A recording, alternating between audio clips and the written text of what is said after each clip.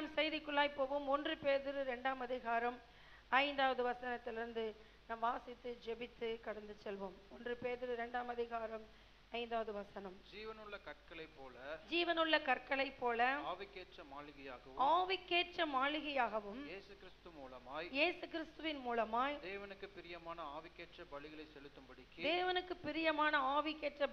செலுத்தும்படிக்கு பரிசுத்த ஆசாரிய கூட்டமாகவும் கட்டப்பட்டு வருகிறீர்கள். நாம் ஜெபிக்கலாம். நல்ல தகப்பனே, இந்த நேரத்துக்காய் நாங்கள் நன்றி செலுத்துகிறோம். நாங்கள் இந்த நாளிலே மாளிகையாய் கட்டி எழுப்பப்பட வேண்டும் என்பதற்காக பேதுருவின் மூலமாய் தகப்பனே கொடுக்கப்பட்ட விசுவாசத்தை இன்றைக்கு நாங்கள் தியானிக்க போகிறோம்.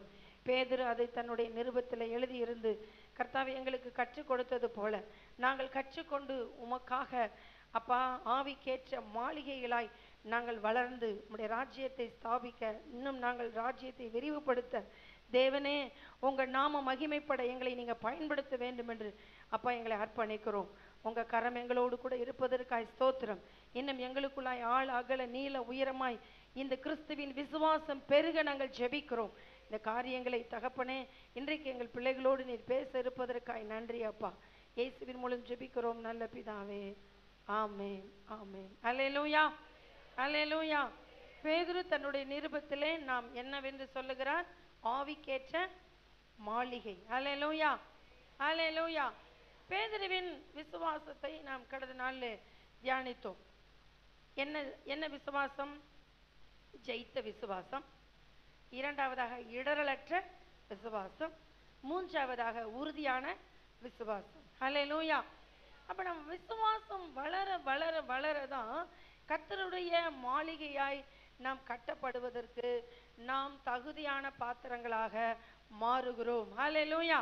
பேதுரு தன் வாழ்க்கையின் அனுபவத்திலிருந்து இந்த விசுவாசத்தை நமக்கு கூறுகிறார். அல்லேலூயா. 1 பேதுரு 1:7 நாம் வாசிக்கிறோம். 1 பேதுரு 1:7. அழிந்து போகிற பொன் அக்கினியினாலே சோதிக்கப்படும். அதை பார்க்கிலும் அதிக விலையேற பெற்றதாய் இருக்கிற உங்கள் விசுவாசம் சோதிக்கப்பட்டு இயேசு கிறிஸ்து வெளிப்படும் போது உங்களுக்கு புகழ்ச்சியும் கனமும் மகிமையும் உண்டாக காணப்படும். ஹல்லேலூயா. அது புகழ்ச்சியும் கனமும் மகிமையும் உண்டாக காணப்படக்கூடியது என்னது? ஜெயித்த விசுவாசம். ஹல்லேலூயா ஹல்லேலூயா. பாருங்க, இந்த பேதுருவின் வாழ்க்கையை நாம் கவனிக்க வேண்டும். ஹல்லேலூயா ஹல்லேலூயா. பேதுருவின் இந்த விசுவாசம் வளருவதற்கு, அதாவது ஜெயித்த விசுவாசம் அவருக்குள் உருவாகுவதற்கு அவருக்கு ஜெபித்தவர் யாரு? இந்த பேதுருவுடைய விசுவாசம் ஒளிந்து போகாதபடி ஜெபித்தவர் யார் அப்படின்னு பார்த்தா ஆண்டவராகிய இயேசு கிறிஸ்து. லூக்கா 22ஆம் அதிகாரம் 31-32 இயேசுவே பேதுருவின் விசுவாசம் ஒளிந்து போகாதபடி ஜெபித்திருக்கிறார். அல்லேலூயா அல்லேலூயா. நீங்கள் அந்த வேத பகுதியை நீங்கள் வாசிப்பீர்கள் என்று சொன்னால் அது நமக்கு நன்றாக இருக்கும். பின்னும் கர்த்தர் சீமோனே இதோ கோதுமையை சுலகினால் புடைக்கிறது போல சாத்தான் உங்களை புடைக்கிறதுக்கு உத்தரவு கேட்டுக்கொண்டான். நானோ உன் விசுவாசம் ஒளிந்து போகாதபடிக்கு உனக்காக வேண்டிக் கொண்டேன். நீ குணப்பட்ட பின்பு சகோதரரை ஸ்திரப்படுத்து என்றார். அல்லேலூயா. இன்றைக்கும் நாம் விசுவாசத்திலே வளர்ந்து நிற்பதற்கு, இன்றைக்கு நாம் விசுவாசத்திலே ஓங்கி நிற்பதற்கு நமக்காக ஜெபித்தவர்கள் இருக்கிறார்கள். அல்லேலூயா. இருக்காங்களா இல்லையா? நீங்க இன்னைக்கு நன்றா இருக்கிறீங்கன்னா உங்களுக்காக யாரோ ஒருத்தர் ஜெபம் பண்ணியிருக்காங்க. அல்லேலூயா அல்லேலூயா. நீங்கள் விசுவாசத்துல உறுதிப்பட, ஸ்திரப்பட, சீர்பட, பலப்பட, நிலைநிறுத்தப்பட யாரோ ஒருவர் உங்களுக்காக ஜெபம் பண்ணி இருக்காங்க. எல்லாவற்றை பார்க்கலும் நம்முடைய ஆண்டவராகிய இயேசு நமக்காக என்ன பண்ணுகிறார்? ஜெபிக்கிறார். அல்லேலூயா அல்லேலூயா. நமக்காக ஜெபித்த இயேசுவுக்கு ஒரு கரம் தட்டி நன்றி சொல்லுவோமா? இன்னும் ஜெபிக்கிறார், ஜெபித்து கொண்டே இருக்கிறார், இன்னும் ஜெபிக்க போகிறார். அல்லேலூயா. நம்ம பரலோகம் போய் சேருகிற வரையிலும் இயேசு நமக்காக என்ன செய்கிறார்? ஜெபிக்கிறார். எத்தனை பேருக்கு நம்பிக்கை இருக்கு? எனக்காக இயேசு ஜெபிக்கிறார் என்பதில். ஹல்லேலூயா. அதனால்தான் யூத நிருபத்தில் நாம் வாசிக்கிறோம், அவர் வலுவாதபடி நம்மளை காக்கிறவர். எப்படி காக்கிறாரா? வலுவாதபடி. நாம் அவரை கரத்தை பற்றி கொண்டோம் என்பதை விட அவர் நம்முடைய கரத்தை பிடித்து கொண்டார் என்பதுதான் உண்மை. ஹல்லேலூயா. அதனால்தான் விசுவாசம் இன்னும் ஒழியாம ஓடிக்கொண்டிருக்கிறது.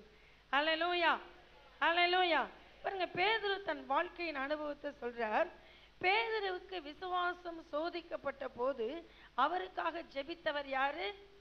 இயேசு. ஹல்லேலூயா, ஹல்லேலூயா. பாருங்க, எப்போதுமே பேதுருவுக்கு எப்ப அவர் ஜெயிக்கிறவரா மாறினாரு அப்படின்னா, அவருக்கு 2 நிகழ்ச்சிகள் காணப்பட்டது. 2 காரியங்கள் அவர் கற்றுக்கொண்டார். அதற்கப்புறம் தான் அவர் ஜெயிக்கிறவரா மாறினார். அதை உருவாக்கும்படி தான் இயேசு பேதுருவிடத்துல ரொம்ப போராடினார். ஹல்லேலூயா, ஹல்லேலூயா. அந்த பேதுரு தன்னுடைய அனுபவத்தை அங்க விளக்கி சொல்லுகிறார். அவருடைய அந்த அனுபவம் வேதாகமத்தில் விளக்கப்பட்டிருக்கிறது. ஹல்லேலூயா. நீங்கள் இன்றைக்கு வாசித்த யோவான் 6ஆம் அதிகாரம் 60வது வசனத்திலிருந்து நம்ம வாசிச்சோம்னா, 60 வாசிங்க.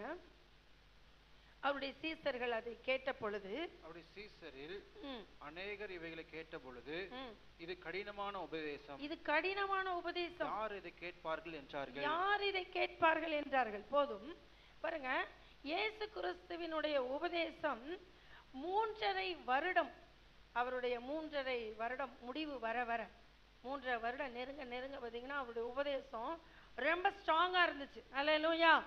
விசுவாசிகளையும் சீஷர்களையும் விசுவாசத்தில் உறுதிப்படுத்தி கொண்டே இருந்தது. ஹல்லேலூயா.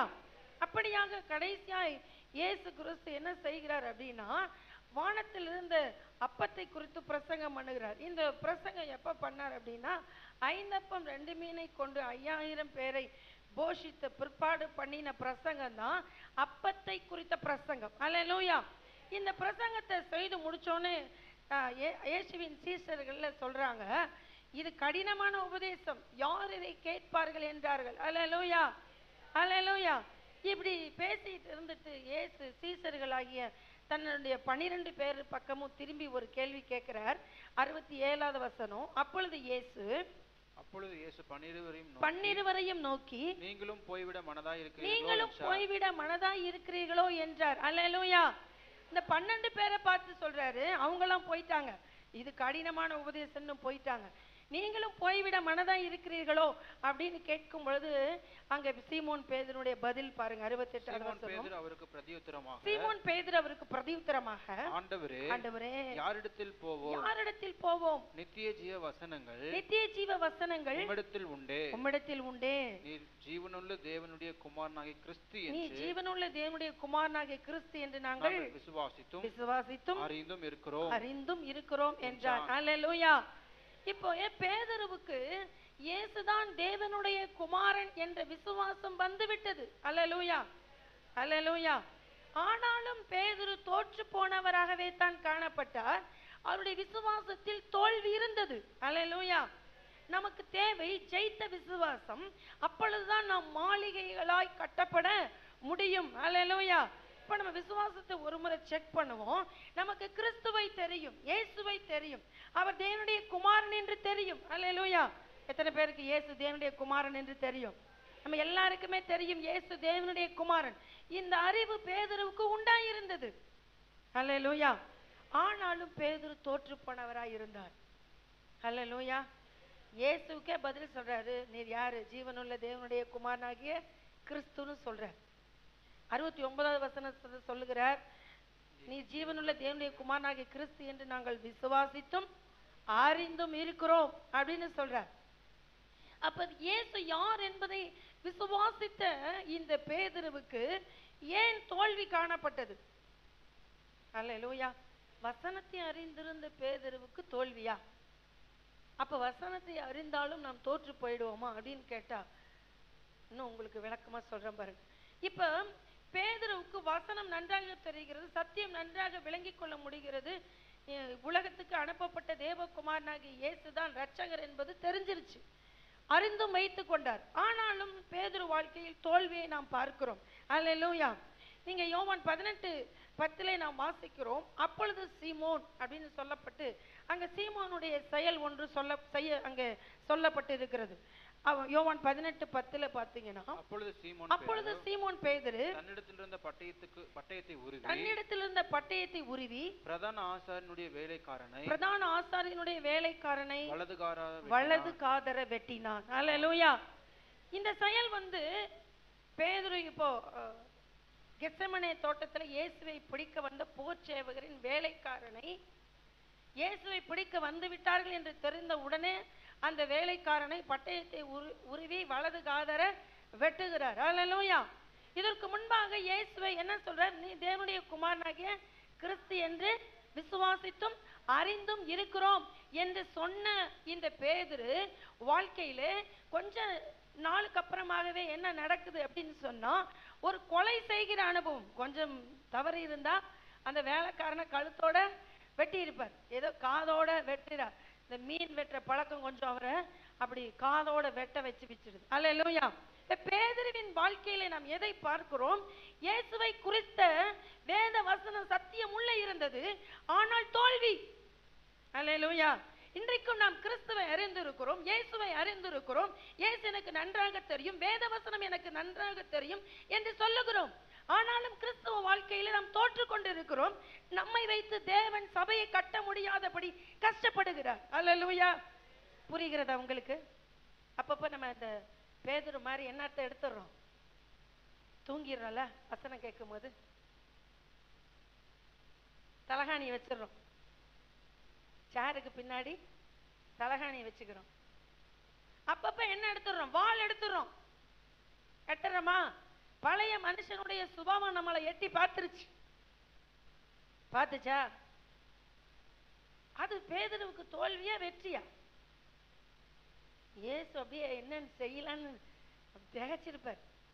நல்ல வேளை இயேசு உயிரோடு இருந்ததுனால காதை எடுத்து வேலைக்காரன் காதை ஒட்ட வச்சு குற்றவாளி இல்லாதபடி அனுப்பி விட்டார் பேதுருவை. இல்லைன்னா இயேசுவை கைது செய்யப்படும் போது பேதுருவையும் கைது செய்து கொண்டு போய் ஜெயிலில் போட்டிருப்பாங்க. அல்லேலூயா. அல்லேலூயா. இன்றைக்கு தேவன் நம்மளை இப்படி தப்புவித்து கொண்டு இருக்கிறார். நாம் செய்கிற தப்பை தேவன் உலகத்துக்கு காண்பிக்காமல் நம்மளை தப்புவித்து நம்மளை மூடி மறைத்து நம்மளை காப்பாற்றி வருகிறார். அப்படி நம்மளை காப்பாற்றப்பட்டு கொண்டிருக்கிற பொழுது நம்மளை வச்சு அவர் ஆலயம் கட்ட முடியுமா? நம்மளை வச்சு தேவாலயம் கட்ட முடியுமா? நம்மளை வச்சு சபையை கட்ட முடியுமான்னு கேட்கிறேன் நான். அல்லேலூயா. விழுந்து விழுந்து எழுகிற கிறிஸ்தவனாலே நம்ம எப்படி சபையை கட்டி எழுப்ப முடியும்? நாமளே இன்னும் விசுவாசத்துல என்ன பண்ணல, இன்னும் ஸ்திரப்படல. ஜெயித்த விசுவாசத்தை நம்மகிட்ட பார்க்க முடியல. ஹல்லேலூயா. இது ஒன்னா பண்ணாரு. அடுத்து என்ன பண்ணாரு பாருங்க. அடுத்து பாருங்க, பேதுரு விசுவாச தோல்வியில முடிந்தது. யோவான் 21ஆம் அதிகாரம் 2வது வசனம் 3வது வசனத்தை வாசிக்கலாம். சீமோன் பேதுருவும் திதிமு எனப்பட்ட தோமாவும் கலிலேயா நாட்டிலுள்ள கானா ஊரானாகிய நாத்தான்வேலும் செபதேவின் குமாரரும் அவருடைய சீசரில் வேறு 2 பேரும் கூடியிருக்கும் போது சீமோன் பேதுரு மற்றவர்களை நோக்கி மீன் பிடிக்க போகிறேன் என்றான். அல்லேலூயா. ஏன் நம்முடைய வாழ்க்கையில தோல்வி தெரியுமா? இயேசு உயிர் தெழுந்து காட்சியெல்லாம் கொடுத்துட்டார். பூட்டப்பட்ட வீட்டுக்குள்ள உங்களுக்கு சமாதானம். இவங்கள வீட்டுக்குள்ள யாரோ வந்துட்டாரு இயேசுவான்னு வாயை திறக்கும் போது உங்களுக்கு சமாதானம். நான் தான் அப்படின்னு புசிக்கிறதுக்கு ஏதாவது இருக்கான்னு கேட்டாரு. இவங்க கொடுத்தாங்க, சாப்பிட்டாரு, இயேசு மறைஞ்சு போனார். அல்லேலூயா. இப்போ உயிர் தெழுந்த இயேசுவை தரிசித்த சீமோன் பேதுரு இப்ப என்ன சொல்கிறார்? நான் மீன் பிடிக்க போகிறேன். எங்க போற? எத்தனை பேர் இயேசு அழைத்த அழைப்பை விட்டுட்டு, இயேசு நமக்கு காண்பித்த வழியை விட்டுட்டு, இயேசு நம்மளை இருக்க வேண்டிய இடத்தை விட்டுட்டு நம்ம வேற ஒரு ஸ்தானத்துல போய் கொண்டு இருக்கிறோம். நம்மளை வச்சு எப்படி தேவன் தம்முடைய ஆலயத்தை சபையை கட்டி எழுப்புவார்? அல்லேலூயா. நமக்கிட்ட ஜெயித்த விசுவாசம் இருக்கா? நமக்கிட்ட ஜெயித்த விசுவாசம் இருக்கா? செக் பண்ணுங்க. அல்லேலூயா. அல்லேலூயா. ஒருவேளை உங்க பிள்ளைகளால பிரச்சனையோடு வந்திருக்கிற தாய்மாரே தகப்பன்மாரே நீங்க கொஞ்சம் கவனிங்க. நீங்கள் சரியாக உங்க பிள்ளைகளை நிறுத்த வேண்டிய ஸ்தானத்துல கொண்டு போய் நிறுத்தாம விட்டீங்கன்னா அந்த பிள்ளை இந்த பேதுரு மாதிரி அப்பப்ப கடலுக்கு மீன் பிடிக்க போறேன்னு சொன்னா நீங்க என்ன பண்ணணும்? அந்த பிள்ளைகளை எச்சரிக்கணும். அல்லேலூயா, அல்லேலூயா. உங்களுக்கு பிற்பாடு உங்கள் பிள்ளைகளை கொண்டுதான் கர்த்தர் சபைகளை என்ன பண்ண போகிறார்? கட்டி எழுப்ப போகிறார். அல்லேலூயா. உங்கள் விசுவாசம் வர்த்திக்கப்பட வேண்டும். உங்கள் விசுவாசம் ஜெயித்ததா இருக்க வேண்டும். அல்லேலூயா. பேதுரு என்ன சொல்றாரு? அத்தனை 7 சீஷர்களையும் கூட கூட்டிட்டு போக ஆயத்தம் உள்ளவனா சொல்றாரு, நான் எங்க போகிறேன்? மீன் பிடிக்க போகிறேன். இயேசு என்ன நினைச்சாரு? மத்தேயு 4ஆம் அதிகாரத்துல இயேசு என்ன நினைச்சாருன்னா, நீங்கள் மனுஷர்களை பிடிக்கிறவர்களாய் இருப்பீர்கள்னு சொல்லி கூப்பிட்டார். அல்லேலூயா. நீங்க என்ன பிடிக்க போறீங்க? இனிமேல் மனுஷர்களை பிடிக்க போகிறீர்கள். இவ்வளவு நாள் நீங்க என்ன பிடிச்சீங்க? என்ன பிடிச்சீங்க? மீன் பிடிச்சீங்க. இனிமே யாரை பிடிப்பீங்க? மனுஷர்களை பிடிக்க போறீங்கன்னு சொல்லி அழைச்சார். அல்லேலூயா. ஆனால் இப்பொழுது பேதுரு எங்க போகிறார்? மீன் பிடிக்க. அது என்னது? இது என்னத்தை காண்பிக்கிறது? பின்மாற்றத்தை காண்பிக்கிறது. அல்லேலூயா. பேதுருடைய வாழ்க்கையில வசனம் இருந்தது, இயேசுதான் தேவனுடைய குமாரன் என்ற அறிவு இருந்தது, விசுவாசம் இருந்தது. ஆனால் தோல்வி. என்னதான் வேணும் அப்ப ஜெயிக்கிறது? அல்லேலூயா, அல்லேலூயா. நிச்சயமா நமக்கு ஒண்ணு தேவை. அல்லேலூயா. என்ன தேவை அப்படின்னா, பேதுரு எப்பொழுது ஜெயித்தார் அப்படின்னு சொன்னா, வேத வசனத்தை அறிந்திருந்த பேதுரு எப்பொழுது அப்போஸ்தலர் 1ஆம் அதிகாரம் 13ஆம் வசனத்திலிருந்து தேவனுடைய சமூகம் உட்கார்ந்து ஜெபிக்க ஆரம்பித்தாரோ அப்பொழுதுதான் பேதுரு ஜெயிக்க ஆரம்பித்தார். அல்லேலூயா, அல்லேலூயா. அல்ல சத்தமா ஓங்கி அல்லேலூயா. வாசிங்க. அப்போஸ்தலர் 1:13 நான் வாசிக்கலாம். அவர்கள் அங்கே வந்தபோது மேல் வீட்டில் ஏறினார்கள். அதில் பேதுருவும் யாக்கோபும் யோவானும். போதும், இன்னும் நிறைய பேர் பட்டியல் இருக்கு அந்த இடத்துல. முதல் பேரை யார் பேர் எழுதி இருக்கிறார்? பேதுரு. அல்லேலூயா. திரும்பி இவங்க இயேசுவை ஒலிவமலையிலிருந்து பரமேறி போன இயேசுவை அனுப்பி விட்டுட்டு நேரா எங்க தான் வந்தாங்கன்னா, நீங்க எருசலேமுக்கு போய் பிதாவின் வாக்குத்தத்தம் நிறைவேற நீங்கள் காத்திருங்கள்னு சொன்ன இயேசுவின் வார்த்தைக்கு கீழ்ப்படிஞ்சு நேர மேல் வீட்டறைக்கு வந்து அங்க வசனம், அந்த வசனத்தின் 13ஆம் வசனத்தின் கடைசி வார்த்தை சொல்லுகிறது, தரித்திருந்தார்கள். என்ன, எப்படி இருந்தாங்களாம்? தங்கி இருந்தார்கள். என்னது? 13 கடைசி என்னது? தங்கி இருந்தார்கள். 14வது வசனம் சொல்லப்பட்டிருக்கிறது, அவர்கள் ஜெபத்திலும் வேண்டுதலிலும் தரித்திருந்தார்கள். அல்லேலூயா. எப்பொழுது பேதுரு ஜெயித்தார் தெரியுமா? வேத வசனத்தை தன் இருதயத்தில் வைத்திருந்ததினாலே ஜெயித்து விடவில்லை. அதனாலே வேத வசனம் உங்களுக்கு தேவையில்லை என்று நான் உங்களுக்கு சொல்லவில்லை. அல்லேலூயா, அல்லேலூயா. வேத வசனம் உங்கள் இருதயத்தில் இருக்கலாம், ஆனால் அந்த வேத வசனத்தை நீங்கள் சரியாய் பயன்படுத்துகிற ஒரு இடம்தான் நீங்கள் ஜெபிக்கிற இடம். அல்லேலூயா, அல்லேலூயா. அதனால எப்பொழுதும் ஒரு பறவைக்கு 2 சிறகுகள் இருக்கிறது போல ஒரு கிறிஸ்தவன் ஜெயித்தவனாக இருக்க வேண்டும் என்றால், ஒரு பக்கம் உங்களுக்கு வேதம் தெரிந்திருக்க வேண்டும், இன்னொரு பக்கம் உங்களுக்கு ஜெபிக்க தெரிந்திருக்க வேண்டும். அல்லேலூயா, அல்லேலூயா. நீங்கள் ஜெபிக்கலைனாலும் தோற்று போயிடுவீங்க. நீங்க வெறுமனே வேத வசனத்தை மட்டும் வாசிச்சுட்டு ஜெபிக்கலைனா தோற்று போயிடுவீங்க. நீங்க வெறுமனே ஜெபிக்கிறவங்களா மட்டும் இருந்துட்டு வேதத்தை வாசிக்கலைனாலும் நீங்கள் தோற்று போய் விடுவீர்கள். உங்கள் விசுவாசம் தோற்று போய்விடும். அல்லேலூயா. உங்க வாழ்க்கையில 2 சிறகுகளும் சரியா இருக்கணும். ஒன்று வேதம், இன்னொன்று ஜெபம். அல்லேலூயா. பேதுரு வாழ்க்கையில் வேத அறிவு இருந்தது, இயேசுவை குறித்த அறிவு இருந்தது, ஆனால் என்ன இல்லை? ஜெபம் இல்லை. ஜெபம் இல்லை. நீங்க ஜெபிக்கணும், ஜெபிக்கணும், ஜெபிக்கணும், ஜெபிக்கணும், ஜெபிச்சுட்டே இருக்கணும். வேதத்தை வாசிக்கணும், வாசிக்கணும், வாசிக்கணும், வாசிச்சுக்கிட்டே இருக்கணும். அப்பதான் என்ன வரும்? ஜெயம் வரும், வெற்றி வரும், விசுவாசம் வரும். அல்லேலூயா. ஒரு நாளும் உங்களுடைய விசுவாசம் தோற்று போகவே போகாது. அல்லேலூயா, அல்லேலூயா.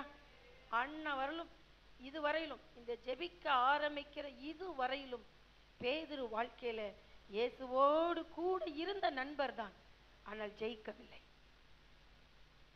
எப்ப பேதுரு ஜெயித்தார் தெரியுமா? அந்த வசனத்தை வைத்து என்றைக்கு ஜெபிக்க ஆரம்பித்தாரோ அன்றைக்குத்தான் அந்த விசுவாசம் என்ன பண்ணப்பட்டது? ஜெயிக்க ஆரம்பித்தது. ஹல்லேலூயா. ஜெபம், வேத வசனம் இல்லாத ஜெபம் அருவருப்பானது. ஹல்லேலூயா. வசனம் இல்லாத ஜெபம் அருவருப்பானது. ஹல்லேலூயா, ஹல்லேலூயா. ஜெபம் இல்லாத வேதம் வேலை செய்யாது. ஜெபம் இல்லாத வேதம் வேலை செய்யாது. ஹல்லேலூயா. உங்களுக்கு இன்னும் புரியும்படி சொல்றேன் பாருங்க. உங்களுக்கு ஜெயித்த விசுவாசத்துக்கு ஜெபமும் வசனமும் எப்படின்னா ஒரு கவனும் ஒரு கல்லையும் போல. நீங்கள் வெறுமனே கல்லை கொண்டு எறிந்தால் குறி சரியாக எய்து எதிரியை வீழ்த்த முடியாது. ஹல்லேலூயா. உங்கள் கல் சரியாக எய்யப்பட வேண்டும் என்றால் அது கவனில் வைத்து என்னப்பட வேண்டும்? எய்யப்பட வேண்டும். ஹல்லேலூயா. உண்மைதானே? நீண்ட தூரம் போகணும், குறிபார்த்து அடிக்கணும். நீங்க அடிச்ச அந்த அடியில எதிரி விழணும் அப்படின்னா அந்த கல் எதில் இருக்கணும்? கவனில் இருக்கணும். ஹல்லேலூயா, ஹல்லேலூயா. அதே போல வில்லும் அம்பை போல. ஹல்லேலூயா. உங்களுக்கு ஷார்ப்பாக வேத வசனம் தெரியும், சூப்பர். ஆனால் நீங்கள் அம்பில வைத்து எய்யப்பட்டாதான், வில்லில வைத்து எய்யப்பட்டாதான் அம்பு என்ன பண்ணப்படும்? சரியாய் போய் எதிரியை தாக்கும். ஹல்லேலூயா. சரியாக அது செய்ய வேண்டிய வேலையை செய்யும். ஹல்லேலூயா. இதெல்லாம் மிஸ் பண்ணார் பேதுரு. இதைதான் அவர் பின்னாலே கற்றுக்கொண்டார். அதனால்தான் அவர் கற்றுக்கொண்டதிலே சொல்லுகிறார், நாங்களாம் பேதுருலாம் இயேசுவை கண்டு விசுவாசிச்சார். நாமளும் இயேசுவை காணாமலே என்ன பண்றோம்? விசுவாசிக்கிறோம். பேதுருவை காட்டிலும் நாம் தான் யாரு? பாக்கியவான். அல்லேலூயா. பாக்கியவதிகள். அல்லேலூயா. அவர் சொல்றாரு, நான் இந்த இயேசு கிறிஸ்துவின் பரீட்சிக்கப்பட்ட கல்லாகி இந்த இயேசுவின் மேல விசுவாசம் வைக்கும் பொழுது நான் இப்படி தடுமாறிட்டேன். ஆனா நீங்க என்ன பண்ணக்கூடாது? தடுமாற கூடாது. என்னை போல நீங்க இருக்கக்கூடாது. நீங்க எப்படி இருக்கணும்? சரியாய் நீங்கள் உங்கள் தேவனாகிய கர்த்தரை அறிந்து கொள்வதற்கு நீங்கள் வேதத்தை என்ன பண்ணுங்க? வாசிங்க. என்ன மாதிரி ஜெபம் பண்ணாம தூங்காதீங்க. அவர் எங்கெல்லாம் தூங்குனாரு? மறுரூபமலைக்கு கூட்டிட்டு போகும்போதும் ஐயாவுக்கு தூக்கம், கெத்செமனேக்கு கூட்டிட்டு போகும்போதும் தூக்கம். தூங்கி எந்திரிச்சுதான் மல்குஸ் அந்த வேலைக்காரன் காதை என்ன பண்ணாரு? வெட்டினார். அல்லேலூயா, அல்லேலூயா. நாம் ஜெபிக்க வேண்டிய நேரத்துல எல்லாம் தூங்கணும்னா செய்ய வேண்டியதை செய்யாமல் செய்யக்கூடாததை என்ன பண்ணுவோம்? செய்வோம். அல்லேலூயா, அல்லேலூயா. எத்தனை பேர் ஜெபிக்க போறீங்க? எத்தனை பேர் வேதத்தை வாசிக்க போறீங்க? வெறுமன கையை தூக்கிட்டு போயிட்டு செய்யாம இருந்தீங்கன்னா சரி வர. அல்லேலியாவுக்கு ஒன்றும் பஞ்சம் இல்லை. நம்ம சர்ச்சில் சொன்ன மாதிரி வேதம் வாசித்து சொன்ன மாதிரி ஜெபம் பண்ணீங்கன்னா ஃபர்ஸ்ட் பாட்டுலயே உங்களுக்குள்ள அபிஷேகம் இறங்கும். நீங்க செஞ்சீங்களையா இல்லையான்னு அடுத்த வாரம் முதல் பாட்டு பாடும் போதே நான் கண்டுபிடிச்சிருக்கேன். அல்லேலூயா, அல்லேலூயா. இன்னைக்கு எத்தனை பேர் வேதம் வாசித்து ஜெபம் பண்ணிட்டு வந்தீங்க? வேதம் வாசித்து நான் ஜெபம் பண்ணிட்டு வந்தேன் பார்த்தீங்களா? இதுக்கு முன்னாடி எத்தனை முறை நான் பைபிள் வாசிப்பேன்னு கை தூக்கி அல்லேலியா சொன்னோம். சொல்லியிருக்கோமா இல்லையா? இந்த வருஷத்துல எத்தனை முறை சொல்லியிருப்போம். எங்கேயாவது செஞ்சோமா? எனக்கு படிக்க தெரியலன்னு சொன்னா ஒரு ஆடியோ பைபிள் வாங்கி கொடுத்துருக்குறோம். அதுக்கெல்லாம் என்ன வேலை? அல்லேலூயா. எத்தனை பேர் இன்னும் ஆடியோ பைபிள் கேட்குறீங்க? ஆடியோ பைபிள்லாம் மூளையில கிடக்குதுன்னு சொல்றவங்கலாம் கிடக்குது. ஆடியோ பைபிள் எல்லாரும் அடுத்த வாரம் எடுத்துட்டு வாங்க. வச்சிருக்கிறீங்களா? என்ன பண்ணீங்கன்னு நான் பார்க்கணும். அல்லேலூயா. படிக்க முடியல, வேதத்தை என்னால் படிக்க முடியலன்னு உங்களுக்கு ஆடியோ பைபிள் வாங்கி தந்திருக்கும். அதையாவது வீட்டில் என்ன பண்ணுங்க, போட்டு கேளுங்க. இன்னைக்கு போய் தூசியை தட்டி எங்க ஆடியோ பைபிள் இருக்குன்னு கேட்டு படிச்சுட்டு வர்றீங்க. வேத வசனம் சொல்றத காது கொடுத்து கேட்கறீங்க. அல்லேலூயா, அல்லேலூயா. நீங்கள் ஒரு பக்கம் வேதத்தை வாசிக்கிறவர்களாய், இன்னொரு பக்கம் எப்படி இருக்கணும்? ஜெபிக்கிறவர்களாய் இருக்க வேண்டும். அல்லேலூயா. இந்த பேதனுடைய தோல்விக்கு காரணம் என்ன அப்படின்னா, அவர் இயேசுவை நன்றாய் அறிந்திருந்தார். ஆனா இயேசுவோடு கூட என்ன செய்யல? ஜெபிக்கல. அல்லேலூயா. ஆனா எப்போ மேல் வீட்டறையில ஏறி எத்தனை மணி நேரம் ஜெபம் பண்ணாங்களோ தெரியல. ஆனா அங்க 2 வார்த்தையை பார்க்கிறோம். அங்கே தங்கி இருந்தார்கள், அங்கே தரித்திருந்தார்கள். அல்லேலூயா. 10 நாள் இயேசு கிறிஸ்து பரமேறி உயிர்த்தெழுந்து, இயேசு கிறிஸ்து உயிர்த்தெழுந்து 40 நாள் பூமியில் இருந்தார். அவர் பரமேறி போன பிற்பாடு பெந்தகோஸ்தே நாள் என்பது 50வது நாள் வந்தது. இந்த 10 நாள் இவங்க எல்லாரும் மேல்வி தரையில் கூடி ஜெபித்திருக்கிறார்கள் என்பதை நமக்கு வேதம் சொல்லுகிறது. ஹல்லேலூயா. இந்த 10 நாளும் எத்தனை மணி நேரம் ஜெபம் பண்ணாங்க அப்படின்னு நமக்கு தெரியல, ஆனா ஜெபிச்சிருக்கிறாங்க. ஹல்லேலூயா. எல்லாரும் ஒருமனப்பட்டு என்ன பண்ணாங்க? ஜெபம் பண்ணினார்கள். அதுவும் வேதம் சொல்லுகிறது, அவர்கள் வேண்டுதலிலும் ஒருமனப்பட்டு ஜெபத்திலும் வேண்டுதலிலும் தரித்திருந்தார்கள். ஹல்லேலூயா. அப்போ ஒருமனப்பட்டு ஜெபத்திலும் வேண்டுதலிலும் தரித்திருந்திருக்கிறார்கள் என்று சொன்னால் அது நீண்ட நேர ஒரு ஜெப ஒரு பழக்கமாய் அது இருந்திருக்கும். ஹல்லேலூயா. அப்படி அவர்கள் செய்த பொழுதுதான் அங்கே நாம் வாசிக்கிறோம் 2ஆம் அதிகாரத்திலே 4வது வசனத்திலே நாம் வாசிக்கிறோம், பரிசுத்த ஆவியானவருடைய நிறைவை அவர்கள் பெற்றுக்கொண்டார்கள். ஹல்லேலூயா. என்ன நிறைவு? பரிசுத்த ஆவியானவர் வந்து இறங்கினார். ஹல்லேலூயா. ஹல்லேலூயா. நீங்கள் இருக்கிற எல்லாரும் பரிசுத்த ஆவியை பெற்றுக்கொள்ளலாம். ஜெபத்திலும் வேண்டுதலிலும் நீங்க என்ன பண்ண வேண்டும்? தங்கி இருக்க வேண்டும், தரித்திருக்க வேண்டும். ஹல்லேலூயா. பரிசுத்த ஆவியை பெறாதவர்கள் சீக்கிரமாய் நீங்கள் பரிசுத்த ஆவியானவரை பெற்றுக்கொள்ள வேண்டும். இல்லைன்னா இயேசு வரும்பொழுது நீங்கள் கைவிடப்பட்டு போய் விடுவீர்கள். மீட்கப்படும் நாளுக்கென்று அச்சாரமாய் முத்திரையாய் கொடுக்கப்பட்டிருக்கிறவர் பரிசுத்த ஆவியானவர். ஹல்லேலூயா. நீங்க மீட்கப்படணும்னா உங்க மேல என்ன இருக்கணும்? பரிசுத்த ஆவியானவர் இருக்க வேண்டும். ஹல்லேலூயா. பரலோக சீல் உங்கள் மேல குத்தப்பட்டிருக்க வேண்டும். ஹல்லேலூயா. அப்போதான் நீங்களும் நானும் யாரு? பரலோக வாசிகள். ஹல்லேலூயா. அப்போ இந்த பரிசுத்த ஆவியானவரை அவர்கள் அவங்க பெற்றுக்கொண்டார்கள். ஹல்லேலூயா. அடுத்து 2:14 நாம் வாசிக்கிறோம், பேதுரு எழும்பி பிரசங்கம் பண்ணினார். ஹல்லேலூயா. என்ன பண்ணினார்? பேதுரு எழும்பி பிரசங்கம் பண்ணினார். அது 2:14 நாம் வாசிக்கிறோம். அடுத்து 2:41 நாம் வாசிக்கிறோம், 3000 பேர் ரட்சிக்கப்பட்டார்கள். ஹல்லேலூயா. பேதுருவுடைய விசுவாசம் தள்ளாடி கொண்டு இருக்கிற வரையிலும் பேதுருவால அவர் விசுவாசத்தையே அவரால் என்ன பண்ண முடியல? காத்து கொள்ள முடியல.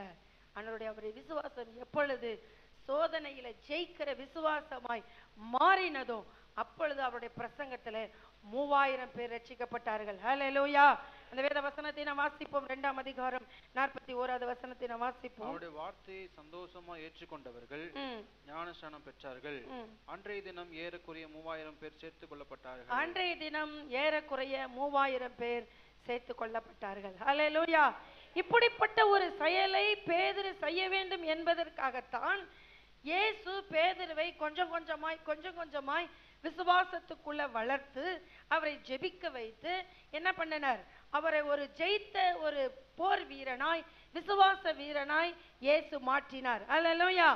இன்றைக்கும் இங்கு அமர்ந்திருக்கிற நம்முடைய வாழ்க்கையிலே விசுவாசம் என்பது ஒருவேளை அது இப்பொழுதுதான் முளைவிட்டு கிளம்பி இருக்கலாம், இல்லது செடியா இருக்கலாம், ஒருவேளை உங்களிடத்திலே மரமா இருக்கலாம், ஒருவேளை நீங்கள் என்ன பண்ணலாம், நல்ல முதிர்ந்த சோதனையை ஜெயிக்கிற அளவுக்கு நீங்கள் வளர்ந்திருக்கலாம். ஆனால் நீங்கள் எப்பொழுது கனி கொடுப்பீர்கள், எப்பொழுது நீங்கள் மாளிகையாக கட்டப்படுவீர்கள் என்றால் நீங்கள் ஜெயித்த கிறிஸ்தவர்களாய் மாறும் பொழுது மட்டுமே. ஹல்லேலூயா. உங்கள் விசுவாசம் எப்படி இருக்கணும்? ஜெயித்ததா இருக்கணும். தோற்று போகிற அப்பப்ப கத்தி எடுக்கிறவங்களா இருக்கக்கூடாது, அப்பப்ப வலையை எடுக்கிறவங்களா இருக்கக்கூடாது. ஹல்லேலூயா. ஹல்லேலூயா.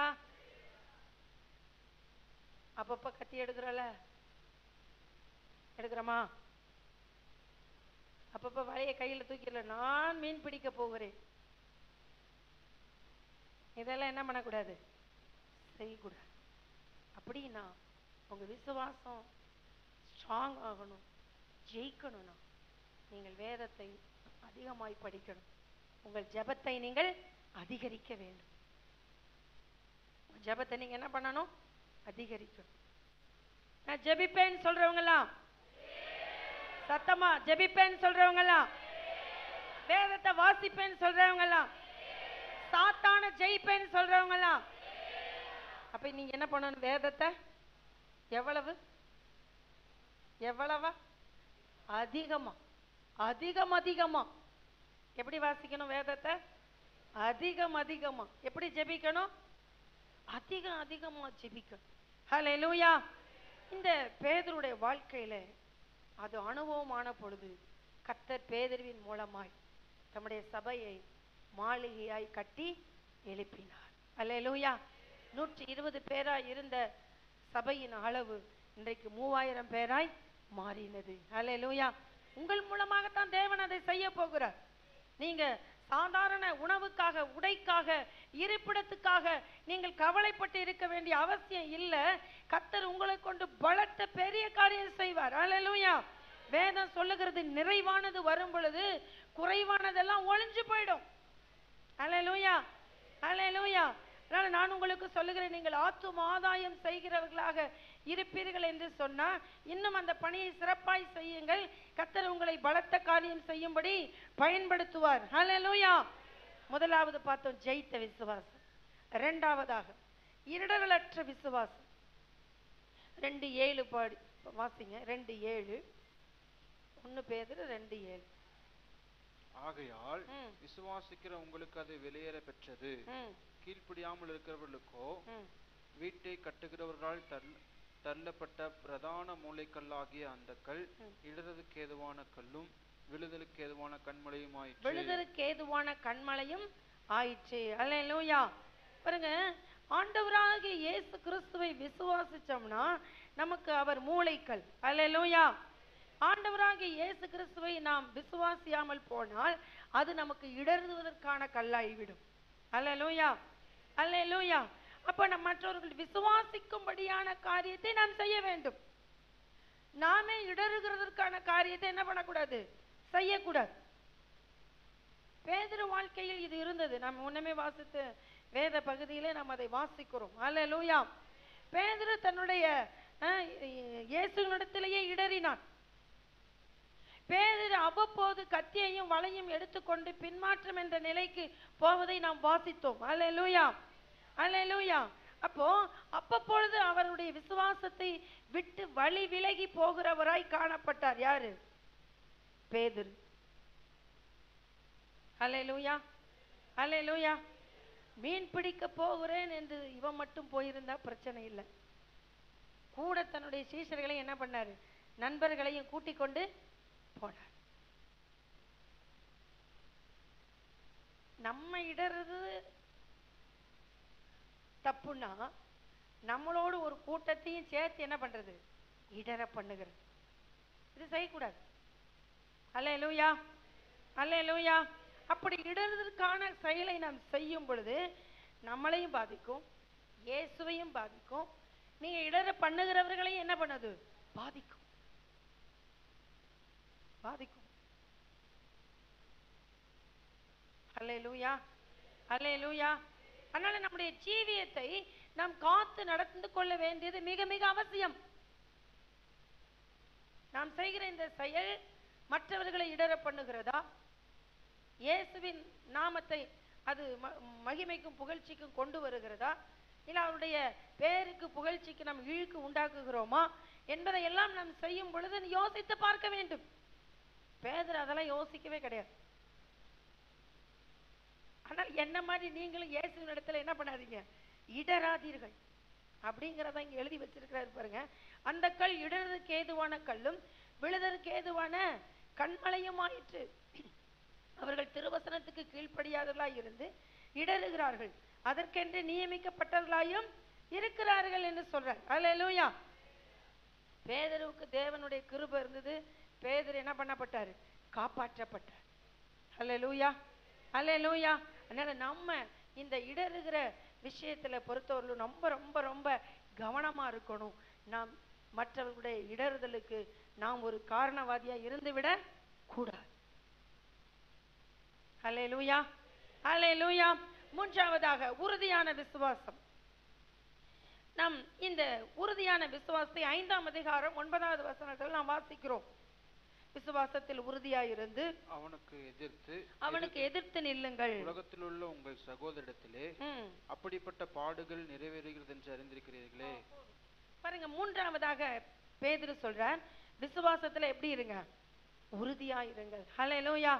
இந்த அதிகாரத்தை எழுதும் பொழுது பேதுரு யாரை மனதில் வைத்து எழுதுகிறார்னா, அவர் தன்னுடைய மந்தையை மேய்க்கிற, இயேசுவின் மந்தையை மேய்க்கிற மேய்ப்பர்களை மனதில் வைத்து என்ன பண்ணுகிறார்? இந்த அதிகாரத்தை அவர் எழுதுகிறார். அதனால மந்தையை மேய்க்கிற மேய்ப்பர்களுக்கு எப்படிப்பட்ட விசுவாசம் இருக்க வேண்டுமா? உறுதியான விசுவாசம் இருக்க வேண்டும். அல்லேலூயா. நீங்க உடனே நினைக்க கூடாது இது உங்களுக்கான பிரசங்கம் அப்படின்னு. அல்லேலூயா. ஒரு ஆத்மாவை நீங்கள் ஆதாயம் பண்ணினாலும் அந்த ஒரு ஆத்மாவுக்கு உத்தரவாதி மேய்ப்பன் நீங்கள் தான். அல்லேலூயா. அல்லேலூயா. நீங்கள் தான் அந்த ஆட்டுக்கு என்னவா இருக்கிறீங்க? மேய்ப்பனும் கண்காணியுமா இருக்கிறீர்கள். அல்லேலூயா. அதனால அந்த ஆத்மாவை குறித்த காரியத்துல நீங்கள் கவனமா இருக்க வேண்டும் என்று சொல்லுகிறார். யார் கவனமா இருக்கணும்னா, நாம் எந்த நபரை கிறிஸ்துவுக்குள் நடத்துகிறோமோ அவர்களுக்கு முன்பாக நாம் மிகவும் நம்முடைய விசுவாசத்திலே உறுதியாய் இருந்து நம்முடைய விசுவாசத்தை கட்டி எழுப்புகிறவர்களாய் நாம் இருக்க வேண்டும். அல்லேலூயா. பாருங்க, நம்மளை கவனிக்கிறவங்க நம்ம விசுவாசத்தை என்ன பண்ணுவாங்க? கவனிப்பாங்க. அல்லேலூயா. இவங்க இந்த பிரச்சனையில என்ன பண்றாங்க? அப்ப நாம் மற்றவர்களால் கவனிக்கப்படுகிறோம். விசேஷமாய் நாம் கிறிஸ்துவுக்குள் நடத்தப்படுகிறவர்கள் நம்மளை என்ன பண்ணுவாங்க? கவனிப்பாங்க. அதை தான் பேதுரு இங்கு சொல்கிறார். அவங்க கவனிப்பாங்க. நீங்க என்ன பண்ணணும் அப்படின்னா, உங்கள் விசுவாசத்தில் உறுதியா இருக்க வேண்டும். எப்படி இருக்கணும்? உறுதியா. விசுவாசத்தில் எப்படி இருக்கணும்? உறுதியா இருக்க வேண்டும். ஹல்லேலூயா. அதைத்தான் நம்ம 1 பேதுருவில் நாம் வாசிக்கிறோம். பாருங்க, அதுக்கு மேல 8வது வசனத்துல பாருங்க, தெளிந்த புத்தி உள்ளவர்களாய் இருங்கள், அப்புறம் விழித்திருங்கள். இந்த வார்த்தையை எழுதும் பொழுது பேதுரு எப்படி எழுதியிருப்பார் நீங்க நினைக்கிறீங்க? அல்லேலூயா. அல்லேலூயா. இப்ப பாருங்க, நம்ம ஆண்டவராகிய இயேசு கிறிஸ்து கெத்செமனே தோட்டத்துக்கு இந்த பேதுரு, யாக்கோப்பு, யோவானை ஜெபிக்கும்படி கூட்டிட்டு போனார். கூட்டிட்டு போயிட்டு அவர் ஜெபம் பண்ணும் போது இந்த 3 பேரையும் ஜெபம் பண்ண சொல்லிட்டு போய் சற்று அப்புறம் போய் முழங்கால் படிட்டு அவர் ஜெபம் பண்ணினார். பிதாவே, இந்த பாத்திரம் என்னை விட்டு நீங்க கூடுமானால் நீங்கும்படி செய்யும், ஆகிலும் என் சித்தத்தின்படி அல்ல உம்முடைய சித்தத்தின்படியே ஆக கடவுள்னு அவர் சத்தமா ஜெபம் பண்ணினதாய் வேதம் சொல்லுகிறது. அல்லேலூயா. அவர் சத்தமாய் ஜெபம் பண்ணும்போது கூட இருக்கிறவங்களுக்கு தூக்கம் வருமா? வருமா? சர்ச்சில் வந்துடும். அது பிரசங்க வேலையில தான் நல்லா தூக்கம் வரும். ஏன்னா வசனத்தை கேட்டு என்ன ஆயிடக்கூடாது? உயிர் அடைஞ்சு விட கூடாதுல்ல. அதனால இங்கதான் நல்ல தூக்கம் வரும்ல. ஆனா அதே போல அங்க ஜெபிக்கிறார் இயேசு கெத்செமனேல. அவர் சத்தமாய் ஜெபிக்கிறார். இவங்க 3 பேர் என்ன பண்றாங்க? அப்ப இயேசு என்ன தெரியுமா சொன்னாரு? 1 மணி நேரம் கூட விழித்திருக்க கூடாதான்னு சொன்னார். ஆனா அப்பொழுதெல்லாம் பேதுரு என்ன செஞ்சாருன்னா தூங்கினார். அல்லேலூயா. எப்போ? கெத்செமனேல இயேசு ஜெபிக்கும் பொழுது பேதுரு என்ன பண்ணாரு? தூங்கினார். ஆனா எப்ப பேதுரு ஒரு மேய்ப்பனாய் மாறினாரோ, எப்பொழுது பேதுரு எருசலேம் தேவாலயத்துக்கு போதகனாய் நியமிக்கப்பட்டாரோ, எப்பொழுது 10 பேருக்கு நீதான் தலைவன் தேவன் நியமிச்சாரோ, அப்ப சொல்றாரு, நான் தான் தெரியாதனமா தூங்கிட்டேன், நீங்களாவது தெளிந்த புத்தியா இருந்து எப்படி இருந்துருங்க? விழித்திருந்துருங்க. அல்லேலூயா. எப்படி இருந்துருங்க? அவர் அந்த விழித்திருக்கிறத குறித்து எழுதும் பொழுது நான் நினைக்கிறேன், பேதுரு எழுதுகிட்டு தான் என்ன பண்ணியிருப்பாரு? எழுதியிருப்பார். ஏன்னா 1 முறை 2 முறை 3 முறை வந்து சொல்லும் போதுதான் சொன்னார் ஜீசஸ். ஆனா பேதுரும் யாக்கோபு யோவானும் என்னதான் பண்ணிட்டு இருந்தாங்க? என்ன பண்ணாங்க? தூங்கி கொண்டு. ஆனா பேதுரு தன்னுடைய நிருபத்துல எழுதும்போது சொல்றாரு, நீங்கள் எப்படி இருங்க? விழித்திருங்கள். அல்லேலூயா. உங்கள் விசுவாசம் உறுதியாகப்பட வேண்டும் என்றால் நீங்கள் விழித்திருக்க வேண்டும். எதுல? எங்க? ஜெபத்துல. அல்லேலூயா. உங்கள் விசுவாசம் உறுதியாக்கப்பட வேண்டும் என்றால் நீங்கள் ஜெபத்துல எப்படி இருக்கணும்? விழித்திருக்கணும். அல்லேலூயா. ஏனென்றால் உங்கள் எதிராளியாகிய பிசாசானவன் எப்படி விழுங்கலாம் என்று உங்களை என்ன பண்ணுகிறான்? வகை தேடி சுற்றி திரிகிறான். அது எப்படி? கெர்ச்சிக்கிற சிங்கம் போல வகை தேடி சுற்றி திரிகிறான். இது எப்பதான் பேதுருக்கு விளங்குச்சு அப்படின்னா, அவர் தன்னுடைய ஸ்தானத்துல உயர்த்தப்பட்ட பொழுதுதான்.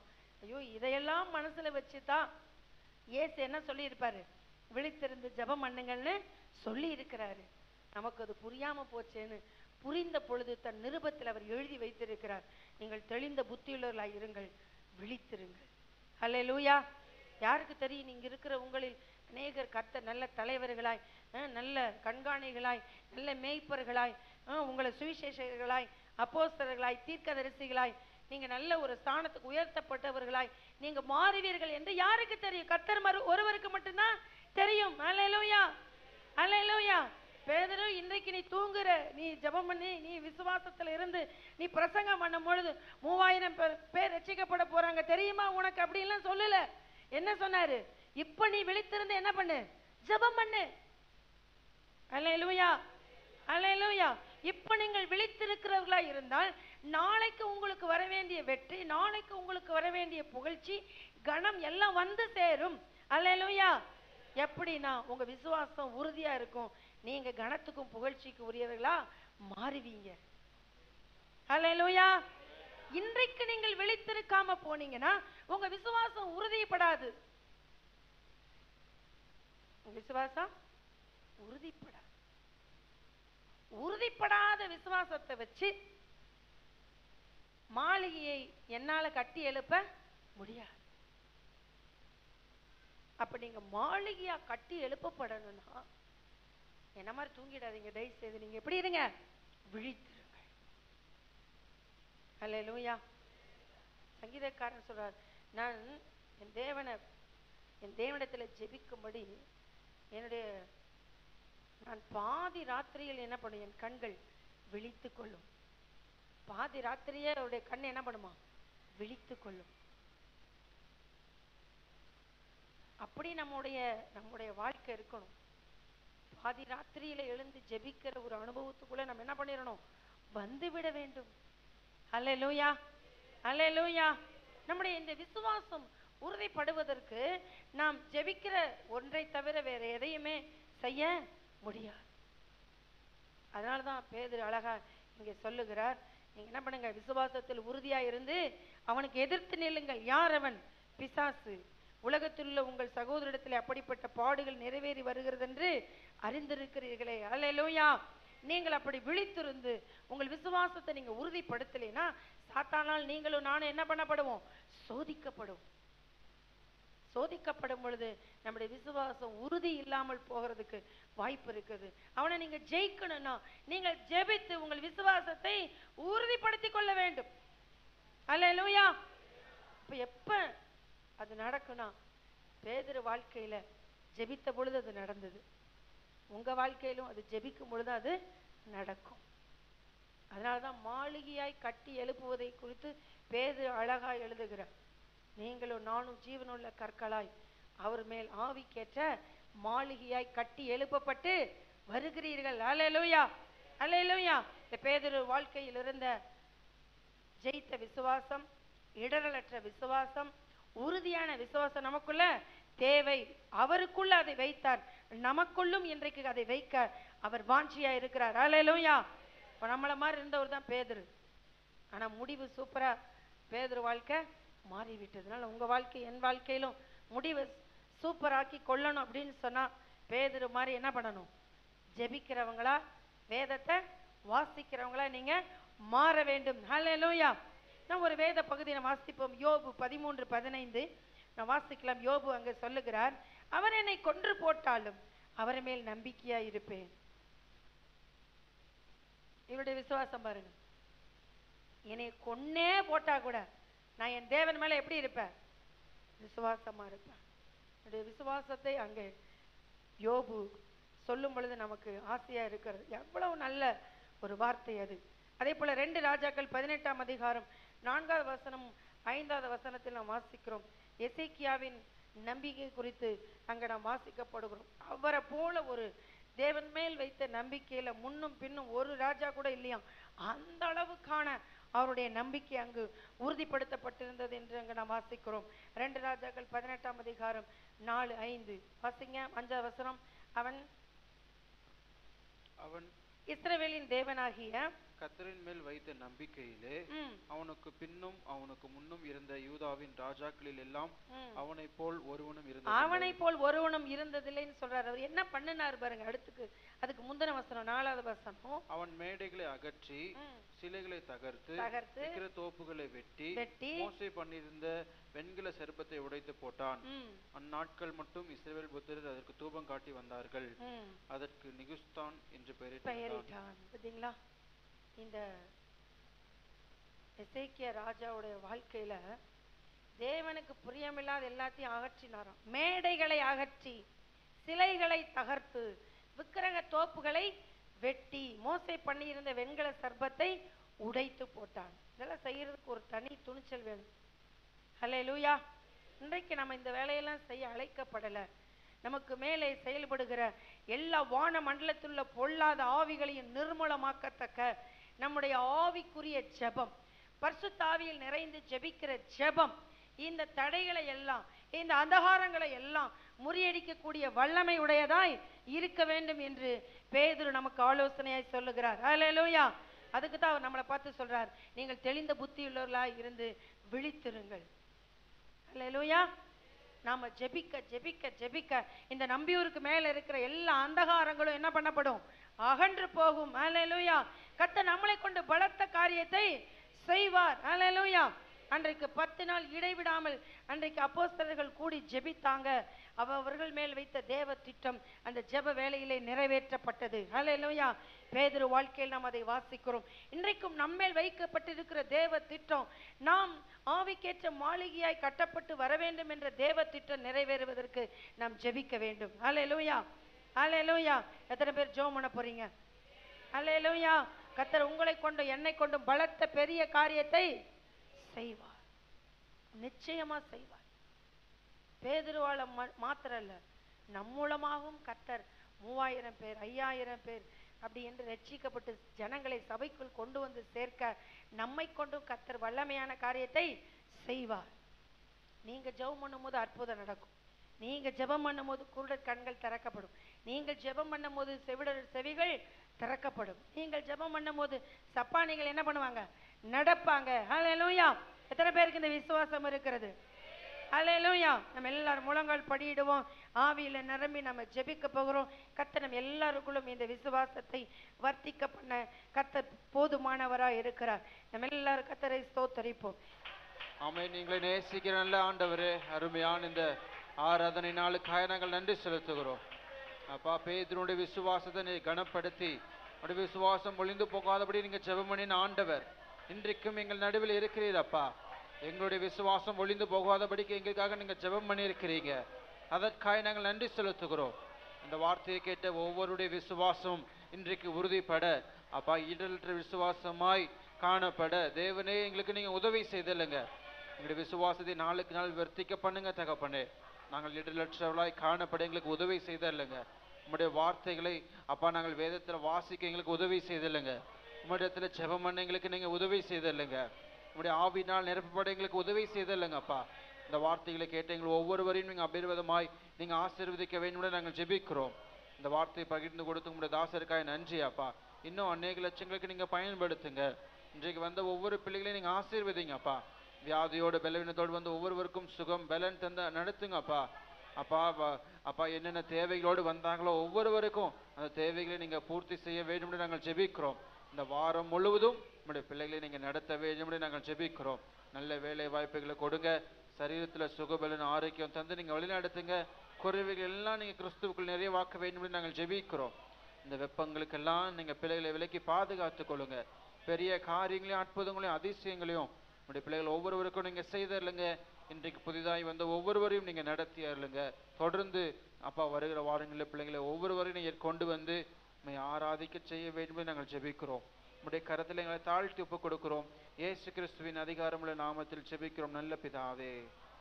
என் ஆத்துமாவே கர்த்தரை ஸ்தோத்திரி, என் முழு உள்ளமே பரிசுத்த நாமத்தை ஸ்தோத்திரி. என் ஆத்துமாவே கர்த்தரை ஸ்தோத்திரி, கர்த்தர் செய்த சகல உபகாரங்களை மறவாதே. ஆமென் ஆமென். ஹalleluya.